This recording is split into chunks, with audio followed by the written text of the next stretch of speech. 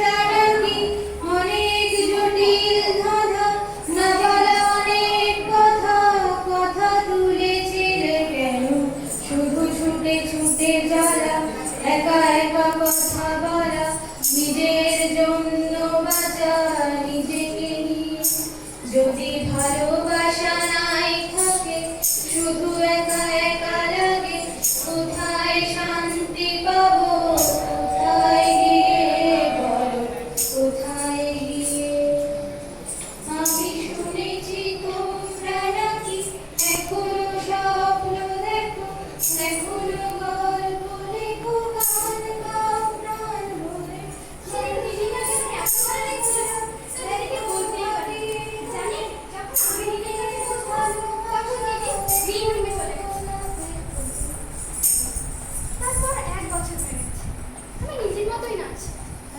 পড়াশোনাও করি, মাধ্যমিকে 89% নাম্বার পেয়ে আমি পাশ করেছি।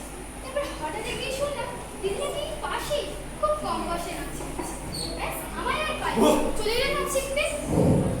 দাদা এসব কিন্তু আমার একদম ভালো লাগে না। আরে রেগে যাচ্ছিস কেন? আমি তো মজা করি তোর সাথে। না এসব মজা করবি না আমার সাথে। আচ্ছা বাবা ঠিক আছে, তুই জিতলি আমি ভালো। আচ্ছা মা কোথায় বলতো দেখি, বাজারটা দেখাই কিছু আমি তো ভুলে গেলাম কিনা। রুটি বানাচ্ছি। এই দাদা হ্যাঁ কি হলো? শোন না রে, আজ না আমার নাচের ক্লাস আছে। মা দেখতে দিচ্ছে, একটু বোঝে না মাকে। তুই পারবি ব্যথা ভাঙিয়ে নাচতে? তোরা আমাকে এত নর্মালিশ কেন বলতো? আমি কি মনে শুধু বেশ ভালো কথা বলতে শিখে গেছিস। আচ্ছা দেখি মাকে রাজি করানো যায় কিনা। এই হলো আমার দাদা। বাইরে পড়াশোনা করে। কি হতে চায়? আমার যত সব আবদার ওই দাদার কাছেই। আমার জানি আমার বাবা নেই। যখন আমি আমার মায়ের বলি তখনই বাবা মারা যায়। তারপর থেকে মা সেলাই করেই ঘর চলে। আর দাদাও টিউশন করে। আর আমার 18 বছর পর থেকে ওই কন্যাশ্রী প্রকল্পের মাধ্যমে আমি আমার পড়াশোনা করছি। মধু! আরে এই মধু! এই রে, তুই তো আরো ভয়ঙ্কর গলা। এই দাদাকে দিয়ে না কিচ্ছু হবে না। তুই আমার একটা কথা শুনবি না বল? তুই দাদাকে পাঠিয়েছিস তোর হয়ে ওকালতি করতে? উহ মা, ও তো শুধু তো নাচ শিখতেই যাচ্ছে, তাতে কি আমার মামাকে অশুদ্ধ হয়ে যাবে? তুই চুপ কর, তুই পা দেখেছিস কতটা ফুলেছে? আরে এই ব্যক্তি আমার কথা শুনবি না বল? নমো বিষ্ণু, নমো বিষ্ণু। আরে বুঝলি আসলে হঠাৎ? এই হলেন গুরুজি। আমাদের বাড়ি কেউই এনে আসলে আমি জানি না। কিন্তু আমার মা নাকি চোখ বন্ধ করেই বিশ্বাস করে। তবে আমি আর আমার দাদা নাকি একেবারেই পছন্দ করি না। হে পুত্রী, আমি তোমাদের জন্য একটি সুখবর লইয়া আসিয়াছি। তাহার পূর্বে একটি বসার স্থান পাইব কি? হ্যাঁ গুরুজি, আপনি এখানে বসুন না। হ্যাঁ গুরুজি বলুন, আপনার কি সংবাদ এনেছেন আপনি? নমো বিষ্ণু। সে সুসংবাদ তো তোমরা নিশ্চয় গ্রহণ করিবে। তাহার পূর্বে আমাকে একটি কথা শোনা পুত্রী। আমি শুনেছি নাকি তোমার সুপুত্রী স্থানে স্থানে নৃত্য পরিবেশন করিয়া বেড়াইতেছে। নমো বিষ্ণু। আসলে ও একটু নাচ পছন্দ করে তো, তাছাড়া এর জন্য ওর পড়াশোনা কোনো ক্ষতি হচ্ছে না, বুঝেছি তাই আর কি। নমো বিষ্ণু, নমো বিষ্ণু। শুনিয়া যেন কেমন একটা হইয়া দিছে। যাই হোক, যাহা বলিতে আসিয়াছিলাম তাহাই বলি। তোমার সুকন্যার বিবাহের প্রস্তাব আসিয়াছে আমার কাছে। পাত্রে বহুল সম্পত্তি। কি আপনি ভাবলেন কি করে আমার মা এখনই আমার বিয়ে দেবে? তোমার মাথায় আমার কাছে গেছিল তোমার বিয়ের প্রস্তাব সংগ্রহ করিতে। সে কি মা, তুমি আমাকে না জানিয়ে এত বড় একটা সিদ্ধান্ত নিয়ে নিলে? তুই চুপ কর, তুই না জেনে কিছু কথা বলবি না। তুই জানিস এই বিয়েটা হলে আমার পড়াশোনার কত সুবিধা হবে, আর আমাদের বেশি খরচও হবে না। না হে পুত্রী, এখানে পাত্রপক্ষের একটি শর্ত রয়েছে। বিবাহের পরবর্তীকালে সে কোনো রকমের পড়াশোনা কিংবা চাকরি করিতে পারবে না এবং তার নৃত্য পরিবেশন ত্যাগ করিতে হইবে। মা তুমি ভাবলে কি করে আমি বিয়ে করব? আমার কিছু স্বপ্ন আছে, আমি নাচ নিয়ে এগিয়ে যেতে চাই। তাছাড়া এই সম্বন্ধে আমি কি সুখ পাবো? অর্থ সুখ পাইবে। এই জগতে অর্থ সুখের উপরে কোনো সুখ হয় না। নমো বিষ্ণু। আছে, মনের সুখও একটি বড় সুখ। তাছাড়া একে অপরের সাথে বোঝাপড়া থাকাটাও একটা বড় সুখ। এই দাদা বল, আমি কি ভুল কিছু বলছি? মা, তুমি একটা কথা চিন্তা করে দেখো, যে যখন আমি আমার স্বপ্ন নিয়ে এগিয়ে যেতে চাইছিলাম তখন তুমি কত লড়াই করেছিলে। তাহলে মধুর জন্য কেন কোনো বাহ্যিক সাহায্য নিতে হবে? মধু কি আলাদা? না, ও ঠিক পারবে। তাছাড়া তুমি একটা জিনিস মনে করে দেখো, যে যখন তুমি তোমার জীবনে গান নিয়ে এগিয়ে যেতে চেয়েছিলে তখন হঠাৎ তোমার বিয়ে হয়ে যাওয়ার কারণে তুমি গান নিয়ে এগোতে পারোনি। তুমি কি সেই একই বিষয়ে মধুর সাথে করতে দেবে মা? নমো বিষ্ণু, নমো বিষ্ণু। অতীব বিলম্ব হইয়া দিছি দেখিয়াছি, আমি কিন্তু এত বিলম্ব পছন্দ করি না। বললাম না আমি বিয়ে করব না। তাছাড়া এই বিয়ে করার কোনো ইচ্ছাই আমার এখন নেই।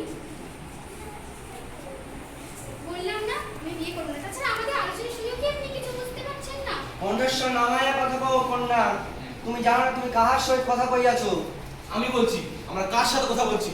আমরা একটা ভণ্ড বাবার সাথে কথা বলছি, যে কিনা নিজেকে ঈশ্বরের চেয়ে বড় বলে মনে করছে। ভাবি, তুমি আমার সম্মুখে দাঁড়াই আমার নামে কোনো কথা কইলে তোমার লজ্জা করে না? আপনার লজ্জা করে না যে আপনি টিমের স্বাধীনতা কেড়ে নেওয়ার কথা বলছেন? আপনি কি জানেন না যে 1925 সালে ভারত সরকার সকল ভারতীয়দের ভোটাধিকার দেয় এবং আমার বোন একজন ভোটার, সেহেতু তার সকল স্বাধীন ভারতের অধিকারগুলি আছে এবং স্বাধীন ভারতের 19 থেকে 20 নম্বর ধারা অনুযায়ী সে একজন স্বাধীন নাগরিক এবং স্বাধীনতার সমস্ত অধিকার তার আছে। নমো বিষ্ণু, নমো বিষ্ণু। আর হ্যাঁ শুনুন, আমি কার সাথে থাকতে চাই, কাকে বিয়ে করতে চাই সেটাও আমার সিদ্ধান্ত। ব্যাস, অনেক হয়েছে। তাহলে গুরুজি আপনি এখন যেতে পারেন। নমো বিষ্ণু। আর আপনি যদি এখন না যান, আমরা পুলিশে রাখতে বাধ্য হবো। এটা হলো একটি স্বাধীন ভারতেরই নিয়মেরই অংশ।